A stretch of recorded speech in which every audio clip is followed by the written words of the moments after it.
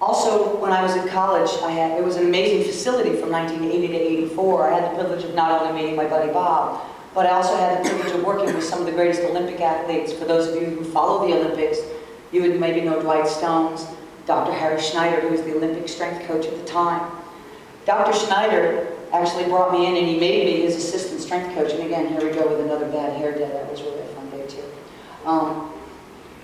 He brought me in to be his assistant. He goes, Lee, I remember the first day you walked into the office asking for a job, because I was really, the whole scrubbing toilet thing was really getting to me. He said, you walked into the office and you had a Bible in one hand and you had a shot put in the other. And he goes, I find that significant. He goes, because one, you were searching for answers. I wanted to know why I was there, why me, was looking for every ism, you know, what was the solution to why are we even here in this universe? Why do these horrible things happen to us? How do we embrace change? And then the shot put was there to remind me to just bust loose and keep pressing and take my life to the next level. Press harder, drive more. Dr. Schneider at the time, he gave me a sheet called Bust Loose. This sheet of busting loose, I'm going to share one of the anecdotes with you, because again, this anecdote of busting loose was probably one of the greatest significant stories that assisted me. Dr. Schneider being the Olympic track and field coach for 1984, so I started assisting him training Olympians in 1980. And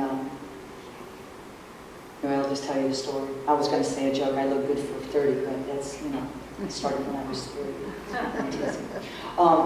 Anyway, if you actually go to a circus behind a big top, you'll actually see the baby elephants shackled with huge, monstrous, heavy chains that tie them to these huge 10-foot tent pegs that are driven into the ground. And they pull, and they pull, and they pull consistently. And any great elephant trainer will tell you that there comes a point where the baby elephant stops struggling. You'll see right next to it the adult elephant, tethered with a very tiny rope, with a little wooden tent peg that's maybe driven into the ground 2 feet. And yet that giant elephant will never, ever again bust that rope.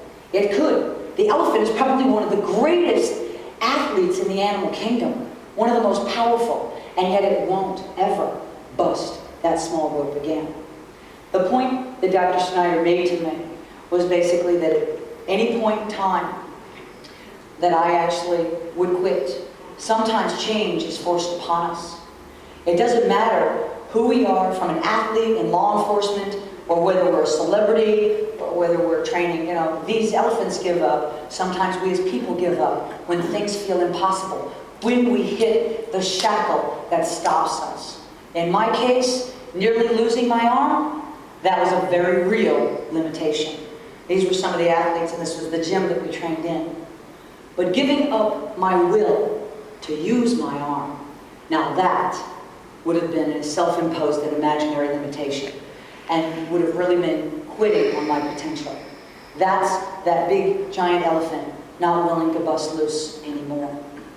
So oftentimes, when we look at things and we push the limits, we always called it busting loose. So whether we were training like George Throop from the Texas Rangers, or working with Olympians way back in the day, we realized that the job every day, whether we're dealing with our team of athletes that you guys are putting on the street, or nothing changes. The bottom line is that we all have to find a way every day to bust loose.